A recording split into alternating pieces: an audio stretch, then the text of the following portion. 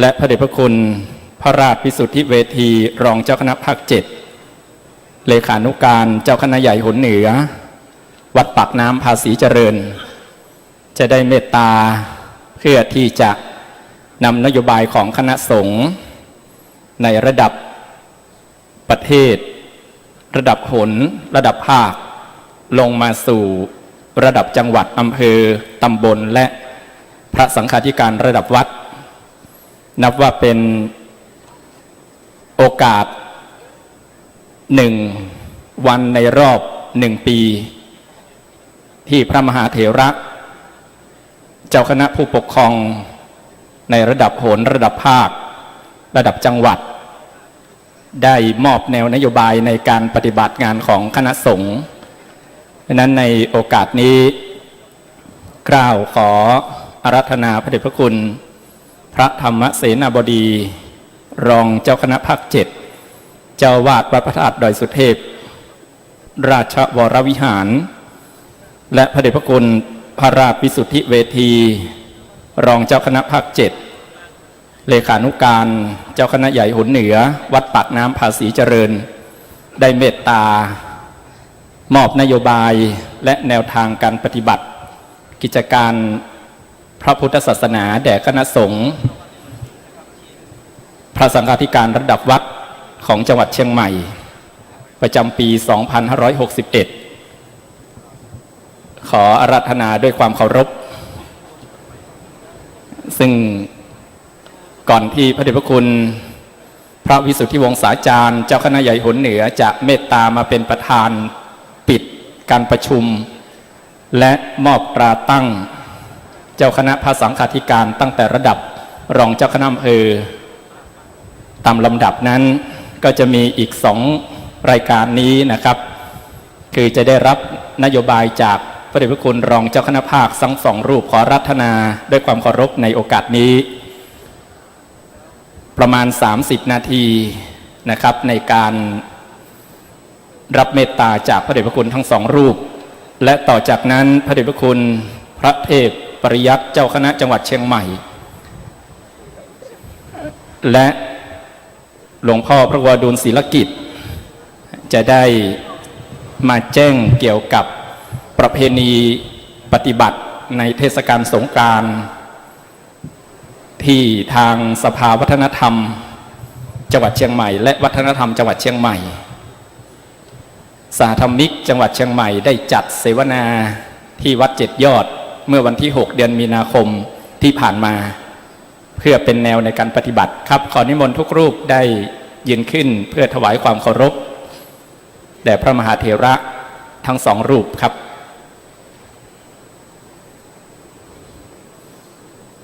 ครับนิมนต์นั่งลงครับผมในโอกาสนี้จะได้รับเมตตาจากพระเดชพระคุณพระธรรมเสนาบดีรองเจ้าคณะภาค 7พระเดชพระคุณพระราชวิสุทธิเวทีจะได้มอบนโยบายอันเป็นแนวทางการปฏิบัติ10 ไปครับผม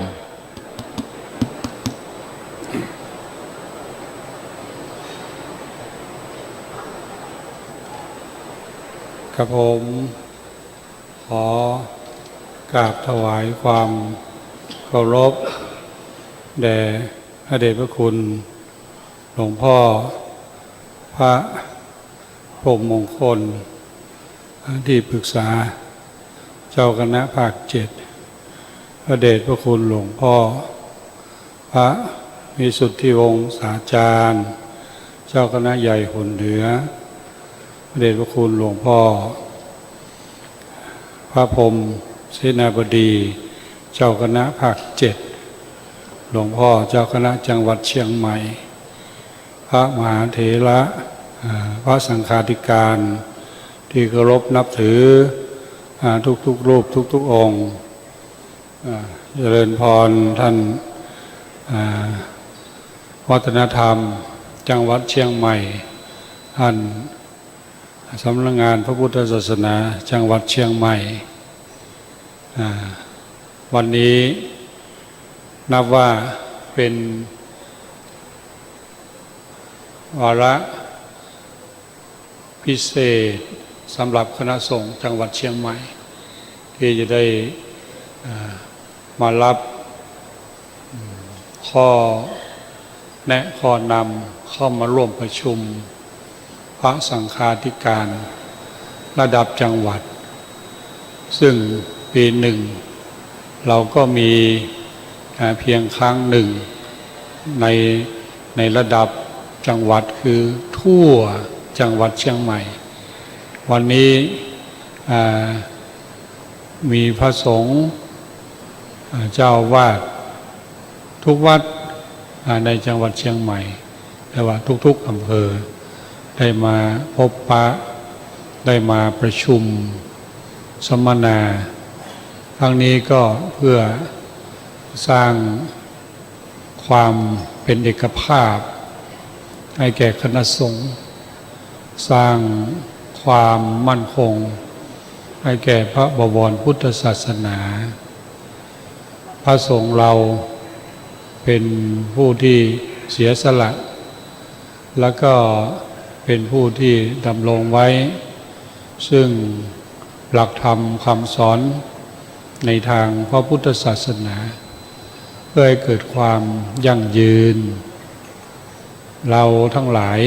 พระสงฆ์เราทั้งหลายนั้นได้ทำหน้าที่เป็นทายาทรับมรดกทางศาสนาทางพระพุทธศาสนาต่อจากครูบาอาจารย์ของเราจากพระอุปชฌาย์ของเราจากเจ้าคณะของเราที่ท่านได้ปฏิบัติหน้าที่มาก่อนก็เป็นการแสดง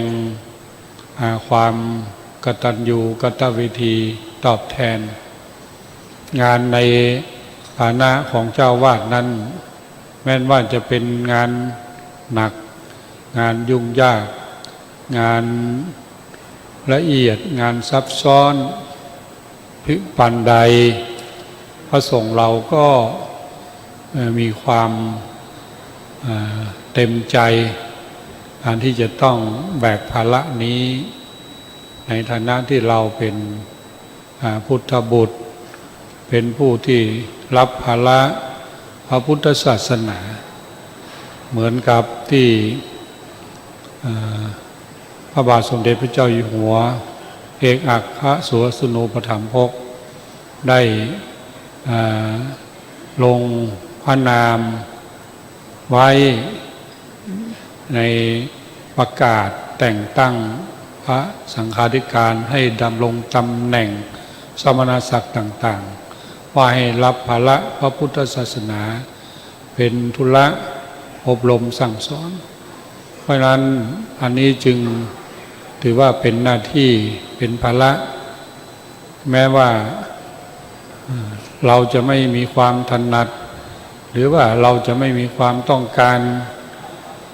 เราจะไม่มีความเห่อเหิมทะเยอทะยานอยากได้ตำแหน่งนั้นตำแหน่งนี้แต่ว่าเข้ามารับพอมานึกถึงหน้าที่พอมานึกถึงภาระแล้วเราก็เต็มใจที่จะปฏิบัติเพราะว่าคิดว่านอกจากเราแล้วซึ่งจะต้องรับภาระแล้วจะไป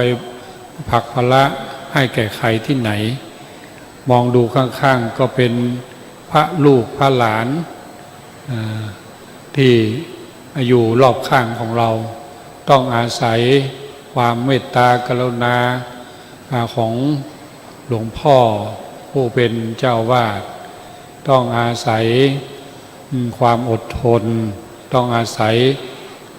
หลายๆสิ่งหลายๆอย่างในฐานะที่เป็นพ่อของเขาเป็นพ่อบ้านเพราะนั้นการมาประชุมในวันนี้ก็เพื่อให้เกิดประโยชน์จริงๆแล้วก็เพื่อให้แสดงพลังให้แสดงพลังให้แสดงศักยภาพของพระสงฆ์ในพระพุทธศาสนาอย่างหนึ่งประการหนึ่งการมาประชุมนี้เราก็จะต้องเรียกว่าต้องใช้ความอดทนต้องใช้ความเพียรพยายาม และต้องข่มอารมณ์คือความคืออารมณ์ที่เราไม่อยากไม่อยากได้ยินก็ต้องได้ยินไม่อยากได้ฟังก็ต้องได้ฟังไม่อยากที่จะรู้ก็ต้องได้รู้ก็ต้องข่มอารมณ์ที่ไม่พึงปรารถนาเหล่านั้นเสียให้ได้เพื่อประโยชน์ของพระบวรพุทธศาสนาเราจะอารมบทมากไปก็ไม่ได้เพราะว่าเวลามีจำกัดของผมรองเจ้าคณะภาคหลวงพ่อพระเดชพระคุณหลวงพ่อพระ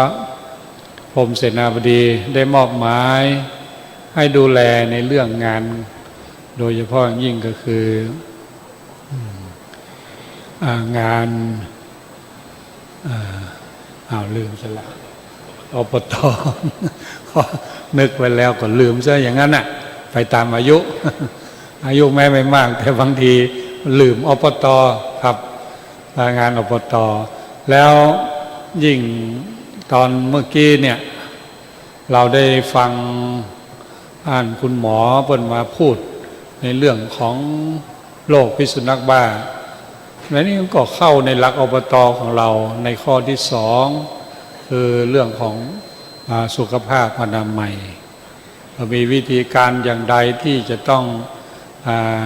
ดูแลที่จะต้องช่วยเหลือและโดยเฉพาะยิ่งวัดก็เป็นที่รู้กันว่าเป็นที่พึ่งพาอาศัยของสิ่งมีชีวิตทั้งคนทั้งสัตว์ด้วยสัตว์ก็หลายชนิดต้องมาอาศัยวัดวาอารามอยู่เพราะนั้นในเรื่องของสุขภาพอนามัยในเรื่องอบตก็ถือว่าพระที่เป็นประธานอบตก็เอาเรื่องนี้ไปขยายผลช่วยเหลือสังคมช่วยเหลือชุมชนช่วยเหลือประชาชนเพราะว่าถ้าเกิดการระบาดหรือว่าการติดเชื้อขึ้นมาแล้วก็จะเป็นการยุ่งยากเป็นปัญหาใหญ่หลวงดังที่เราได้เห็นภาพข่าวกันอยู่ในปัจจุบันนี้ทั้งปีนี้ทั้งที่ปีนี้ก็เป็นปีจอแต่ปรากฏว่าโรคพิษสุนัขบ้าก็เกิดมาระบาดขึ้นมานี่ก็คงจะต้องอาศัยหลักการทำงานของอบต.ของเรานอกจากสุขภาพอนามัยแล้วศีลธรรมวัฒนธรรมก็นี่ก็ใกล้เทศกาลสงกรานต์แล้วอนุรักษ์รักษาขนบธรรมเนียมประเพณีที่มีมาแต่ช้านานเรื่องของงานสงกรานต์ของเราตลอดจนถึงวิธีการอย่างต่างๆนานาก็ทำให้ดีให้งามทำให้เหมาะให้สมให้เป็นที่เชื่อถือให้เป็นที่ยึดถือให้เป็นประเพณีที่ดีที่งามแล้วก็ให้เหมาะสมกับพระกับเนนลูกศิษย์ลูกหาลูกวัดลูกวาของเราด้วยก็ในหลักการทั้ง8หัวข้อของอบต.ที่เราทั้งหลายได้ประพฤติยึดถือกันมานั่นนะครับก็ช่วยกันทำช่วยกันดำเนินการ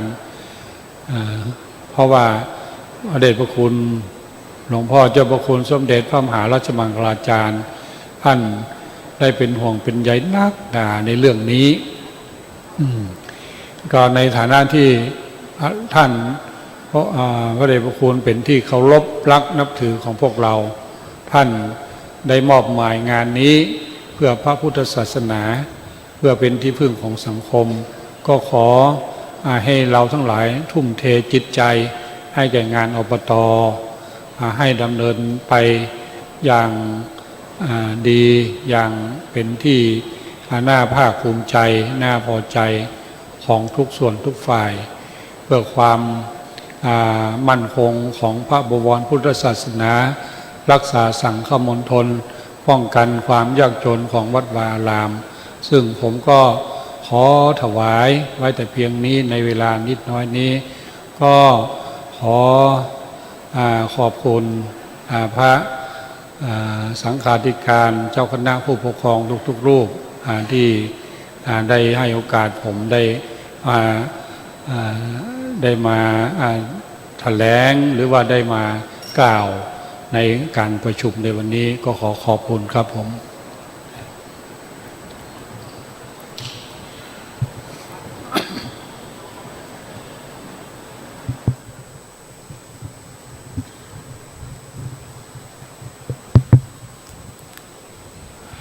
ขอถวายความเคารพพระเดชพระคุณหลวงปู่พระพรหมมงคลที่ปรึกษาเจ้าคณะภาค 7พระเดชพระคุณหลวงพ่อพระพรหมเสนาบดีเจ้าคณะภาค 7หลวงพ่อพระธรรมเสนาบดีรองเจ้าคณะภาค 7หลวงพ่อพระเจ้าคุณพระเทพปริยัติเจ้าคณะจังหวัดเชียงใหม่ท่านรองเจ้าคณะจังหวัดทั้งสองรูปและเจ้าคณะพระสังฆาธิการที่เข้าประชุมในวันนี้ทุกรูปครับวันนี้ถือว่าเป็นโอกาสดีอีกครั้งหนึ่งของคณะสงฆ์จังหวัดเชียงใหม่ที่ได้จัดประชุมพระสังฆาธิการตามมติมหาเทรสมาคมเพื่อให้เกิดความเรียบร้อยดีงามในวงการคณะสงฆ์เพราะฉะนั้นท่านทั้งหลายก็ถือว่าเป็นหน้าที่ที่จะพึงทำเพราะว่าการมารับการประชุมอบรมต่างๆหรือรับนโยบายความรู้ต่างๆนั้นถือว่ามีความจำเป็นแล้วก็ต้องขออนุโมทนากับพระเดชพระคุณหลวงปู่พระพรหมมงคลที่ได้อนุเคราะห์ถวายสถานที่ประชุมแห่งนี้ซึ่งสามารถใช้งานได้อย่างดีเรียกว่าไม่ต้องไปอาศัยสถานที่อื่นก็ใช้งานได้ก็เป็นการฉลองศรัทธาของคุณหญิงสมนึกเปรมวัฒนะไปในตัวว่าศาลาแห่งนี้ได้ใช้ประโยชน์ได้คุ้มค่ากับการลงทุนลงไปผมอยากจะนำข้อคิดจากหลวงพ่อเจ้าคุณสมเด็จพระมหาราชมังคลาจารย์มาฝากท่านทั้งหลายเมื่อวันที่12มีนาคมที่ผ่านมานั้น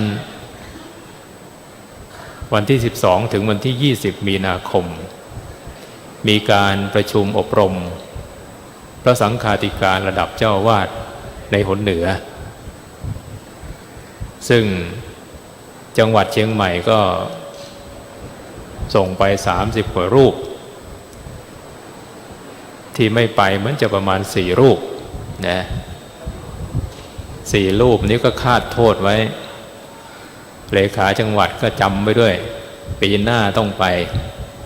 ถ้าไม่ล้มหมอนนอนเสือต้องไปปีหน้าล้มหมอนนอนเสือปีต่อไปก็ต้องเอาไปให้ได้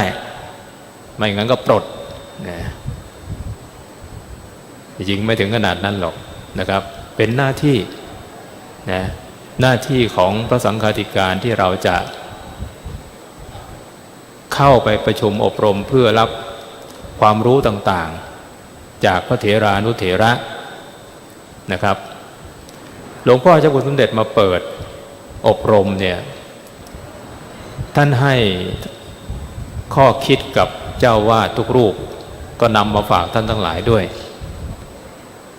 สิ่งที่เจ้าวาดทุกรูปเนี่ยคือวัดแต่ละวัดมีศักยภาพไม่เหมือนกันบางคนก็บอกว่าวัดผมนั้นมีพระอยู่องค์เดียวบ้างมีพระอยู่3 องค์ 4 องค์บ้างที่วัดก็นิดหน่อยญาติโยมก็ไม่มากจะไปทำให้เหมือนวัดพระธาตุศรียำทองจะทำให้เหมือนวัดท่าตอนจะทำให้เหมือนวัดพระสิงห์คงเป็นไปไม่ได้ก็จริงท่านพูดอย่างนี้ก็ถูก นะศักยภาพมันแตกต่างกันแต่สิ่งหนึ่งที่หลวงพ่อสมเด็จท่านฝากไว้วัดทุกวัดเจ้าวาดทุกรูปนั้นสามารถทำได้คือทำวัดให้สะอาดให้ร่มรื่นให้เรียบร้อยนะสะอาดร่มรื่นเรียบร้อยแม้จะไม่มีศักยภาพด้านอื่นเจ้าวาดสามารถทำได้ทำอย่างไรจะให้วัดเราสะอาดการทำความสะอาดการกวาดการอะไรต่อมิอะไรต่างๆเนี่ยเจ้าวาดเป็นผู้นำแล้วก็สามารถที่จะสั่งการลูกวัดพระเนรได้นะที่ไหนวัดที่ไหนสะอาดเนี่ยญาติโยมเข้าไปก็มีความสุขนะมีความสุขมันเป็นลมณียสถานเพราะฉะนั้นท่านทั้งหลายโยมเข้าวัดเนี่ยเขาต้องการสิริมงคลให้เกิดขึ้นแก่ตัวของเขาเพราะฉะนั้นสถานที่ที่จะก่อให้เกิดการบำเพ็ญบุญบำเพ็ญกุศลเนี่ยถ้าเกิดสกปรกรกรุงรังเนี่ยมันก็ไม่เป็นที่ตั้งแห่งศรัทธาประสาทะเพราะฉะนั้นต้องทำให้สะอาดนี่สะอาดทำได้ทุกวัดไม่ต้องใช้เงินใช้ทองก็สามารถที่จะทำได้ร่มรื่นทำอย่างไรจะให้วัดร่มรื่นสิ่งที่ทำให้วัดร่มรื่นเขียวสดไปหมดก็คือการปลูกต้นไม้นะ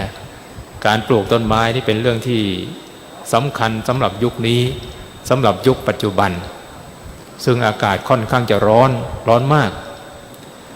ถ้ามีต้นไม้มาให้ความร่มเย็นมากรองอากาศร้อนเนี่ยใครเข้ามาก็รู้สึกเย็นรู้สึกร่มรื่นนะครับเพราะฉะนั้นทำอย่างไรจะให้วัดร่มรื่นทำให้วัดเรียบร้อยทำอย่างไรจะให้วัดเรามีความเรียบร้อยพระเนรก็เรียบร้อยที่อยู่ที่อาศัยก็เรียบร้อยนะเพราะฉะนั้นพระเนรเรียบร้อยก็คือการนุ่งการห่มการนุ่งการห่มที่สำคัญสิ่งสำคัญที่จะเป็นเครื่องทำให้พระเนรในวัดนั้นมีความเรียบร้อยเรื่องการนุ่งการห่มได้ก็คือเจ้าอาวาสต้องเป็นแบบอย่างเป็นผู้นำนะครับเป็นแบบอย่างเป็นผู้นำเราทำให้เรียบร้อยเป็นแม่ปูนะแม่ปูต้องเดินตรงถ้าแม่ปูเดินไม่ตรงแล้วไปสั่งให้ลูกๆเดินตรงๆเนี่ยมันก็คงเป็นไปไม่ได้เพราะว่าเป็นแม่แบบที่ไม่ดีซะแล้วแต่ถ้าเราเป็นแม่แบบที่ดีแล้วเราก็แม้ไม่ใช้ปากไม่ใช้คำพูดสั่งสอนก็เป็นการสอนโดยอัตโนมัตินะครับ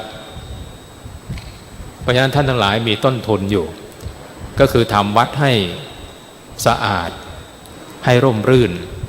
ให้เรียบร้อยนี่คือธรรมะที่องค์ที่หลวงพ่อเจ้าคุณสมเด็จพระมหาราชมังคลาจารย์ให้แก่เจ้าวาดใหม่ที่เข้ากรมในปีนี้ก็เลยนำมาฝากท่านทั้งหลายนอกเหนือจากนั้นท่านก็ให้ธรรมะอีก3ข้อคนเป็นเจ้าวาดเนี่ยควรจะมีธรรมะอีกอย่างน้อยอีกสัก3ข้อประจำตัวประการหนึ่งก็คือปิโยทำตัวให้เป็นที่รักประการที่2ครุทำตัวให้เป็นที่เคารพประการที่3ภาวนิโยฝึกฝนตัวเองอยู่เสมอปิโยทำตัวให้เป็นที่รักนะต้องทำตัวให้เป็นที่รักของญาติโยมสาธุชน เราทุกคนก็เป็นเหมือนกับถัวเฉลี่ยก็คือหมู่บ้านหนึ่งก็มีวัดหนึ่งวัดเราก็เหมือนเป็นผู้ใหญ่บ้านผู้ใหญ่วัดนะผู้ใหญ่บ้านเขามีอยู่แล้วเราเป็นผู้ใหญ่วัดนะครับญาติโยมก็จะทำอะไรนอกเหนือจากปรึกษาผู้ใหญ่บ้านแล้วเขามาจะปรึกษาเจ้าวาดตรงเนี้ยเราเป็นที่พึ่งเขาได้นะเพราะฉะนั้น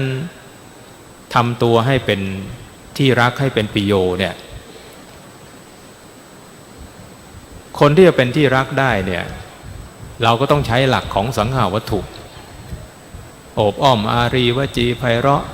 สงเคราะห์ประชาชนวางตนสม่ำเสมอจึงจะเป็นที่รักของคนอื่นได้พระสัมมาสัมพุทธเจ้าเคยตรัสถามหัตถกะอุบาสกชาวเมืองอารวีนะหัตถกะอุบาสกชาวเมืองอารวีเนี่ยมีบริวารมากถึง500แล้วดูแลบริวารได้อย่างดีไม่ทะเลาะเบาะแว้งไม่อะไรกันพระพุทธเจ้าก็เลยตรัสถามอารวกะหัตถกะอุบาสกว่ามีวิธีอย่างไรที่สามารถครองใจบริษัทบริวารไว้ได้หัตถกะอุบาสกกราบทูลพระพุทธองค์ว่าข้าพระองค์ได้ฟังธรรมะของพระพุทธองค์เรื่องสังหาวัตถุก็เลยสงเคราะห์คนเหล่านี้เนี่ยใครต้องการวัตถุสิ่งของก็สงเคราะห์ด้วยวัตถุสิ่งของใครต้องการด้วยคำพูดที่ไพเราะก็ให้คำพูดที่ไพเราะใครต้องการความช่วยเหลือประโยชน์อะไรต่างก็ให้อัตถจริยาความช่วยเหลือหรือใครต้องการความเป็นเพื่อนเป็นมิตรแท้ก็ให้สมานัตตานี่ยึดเหนี่ยวใจเราจะยึดเหนี่ยวใจของญาติโยมสาธุชนที่ทำบุญกับวัดเราที่ขึ้นกับวัดเราได้เนี่ยต้องรู้จักให้อย่าตระหนี่อย่าขี้เหนียวนี่ทำตัวให้น่ารักประการต่อมาก็คือครุทำตัวให้เป็นที่เคารพให้หน้าเคารพนะคนเป็นสมภารเจ้าวัดเนี่ยเป็นหลวงพ่อเป็นตุหลวงของญาติโยมสาธุชนเพราะฉะนั้นเขามีความเคารพนับถืออย่าทำอะไรให้ความศรัทธาที่เขามีนั้นมันหายไปนะครับเพราะฉะนั้นครุทำตัวให้เป็นที่รักภาวนิโยฝึกฝนอบรมตัวเองอยู่เสมอเป็นเจ้าอาวาสไม่ใช่ว่าเป็นเจ้าอาวาสแล้วโอ้ยฉันรู้ทุกสิ่งทุกอย่างแล้วไม่ต้องมาสอนหรอกนี้อัตตาสูงแล้วความคิดอย่างนี้เป็นทางนำไปสู่ความเสื่อมเพราะฉะนั้นต้องรู้จักถอนมานะถอนอัตตายอมรับฟังคำชี้แจงคำแนะนำของผู้หลักผู้ใหญ่หรือว่าคนที่แนะประโยชน์ให้นะครับอันนี้คุณธรรม3ข้อที่หลวงพ่อสมเด็จท่านยกให้เจ้าอาวาสหนเหนือในปีนี้ได้ฟังผมก็เลยนำมาขยายต่อให้ท่านทั้งหลายได้รับรู้นะครับเพราะความเป็นห่วงของหลวงพ่อเจ้าคุณสมเด็จที่มีต่อคณะสงฆ์ไทยโดยเฉพาะคณะสงฆ์หนเหนือของเราเพราะฉะนั้นในยุคปัจจุบันนี้จะเป็นยุคที่เราต้องรู้จักปรับตัวให้มากที่สุดนะครับยุคปัจจุบันเนี่ยยุคโซเชียลนั้นเป็นเรื่องที่สำคัญมากการใช้อินเทอร์เน็ตการอ่านการดูผ่านสมาร์ทโฟนผ่านแท็บเล็ตอะไรต่างๆนั้นเรียกว่า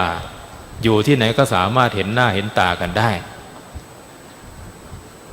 เพราะฉะนั้นปัจจุบันเนี่ยสิ่งที่เป็นปัญหาก็คือการถ่ายรูปแล้วก็โพสต์ลง Instagram บ้าง Facebook บ้าง LINE บ้างเพราะฉะนั้นภาพแต่ละภาพที่เราท่านทั้งหลายถ่ายเนี่ยระวังนะครับ ถ้าถ่ายสิ่งที่เป็นผลงานสิ่งที่เป็นดีงามสิ่งที่ดีงามเนี่ยเป็นเรื่องที่ดีจะโพสต์ก็โพสต์ได้ไม่เป็นไรแต่เรื่องที่ล่อแหลมอะไรต่างๆเนี่ยเป็นสิ่งที่เราท่านทั้งหลายต้องระมัดระวังมากในขณะเดียวกันก็ต้องตักเตือนพระเนนให้ระมัดระวังสิ่งเหล่านี้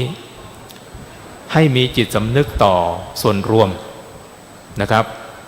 อย่าคิดว่าเอ้ยผมคนเดียวไม่เป็นไรเสียคนเดียวไม่ใช่ตายมันตายทั้งหมดครับนะเพราะฉะนั้นขอให้สังวรระวังนะโดยเฉพาะยุคปัจจุบันเนี่ยบางทีถ่ายเล่นๆนิดหน่อยแล้วก็โพสต์ลง Facebook หรืออะไรเนี่ยมันไม่หายไปไหนนะครับนะแม้แต่ฮาร์ดดิสก์เนี่ยนะครับข้อมูลในคอมพิวเตอร์ฮาร์ดดิสก์เนี่ยสิ่งสำคัญแม้จะลบไปแล้วเนี่ยเขาสามารถที่จะดึงข้อมูลขึ้นมาได้เพราะฉะนั้นภาพอะไรที่มันล่อแหลมมันอะไรต่างอย่าถ่ายอย่านั้นไว้หรืออย่าโพสต์ลงไปนะต้องตั้งสติให้ดีถ้าจะโพสต์อะไรทักภาพเนี่ยนะครับอันนี้ก็ขอฝากท่านทั้งหลายนะครับปัจจุบันนั้นภัยพระศาสนามันมีมามากมายเพราะฉะนั้นเราอย่าเป็นส่วนหนึ่งของการทำลายพระพุทธศาสนานะครับเพราะภัยอันตรายที่เกิดจากภายในนั้นเป็นภัยที่อันตรายมากนะคนข้างนอกที่เป็นภัยนั้นเรายังไม่ว่าอะไรแต่ภัยข้างในนี่อันตรายมากเพราะฉะนั้น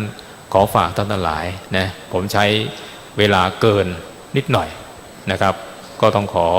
ขออภัยนะเพราะเวลามีจำกัดผมก็ขอฝากท่านทั้งหลายถึงคุณธรรมที่หลวงพ่อเจ้าคุณสมเด็จท่านฝากไว้ทำวัดของเราให้สะอาดให้ร่มรื่นให้เรียบร้อยในขณะเดียวกันสมภารเจ้าวัดก็ควรจะทำตัวให้เป็นที่รักทำตัวให้เป็นที่เคารพแล้วก็ฝึกฝนอบรมตัวเองพัฒนาตัวเองอยู่เสมอสิ่งเหล่านี้ก็จะเป็นเครื่องยังศรัทธาของศรัทธาสาธุชนนั้นให้ยั่งยืนมั่นคงแล้วก็มีกำลังที่จะพัฒนาจะทำให้พระศาสนาเจริญรุ่งเรืองสืบต่อไปนะครับผมก็ขอจบเพียงเท่านี้ขออำนาจคุณพระศรีรัตนตรัยจงดลบันดาลประทานพรให้ท่านทั้งหลายเจริญรุ่งเรืองในพระธรรมวินัยขององค์สมเด็จพระสัมมาสัมพุทธเจ้าตลอดกาลเป็นนิจเทอญ สา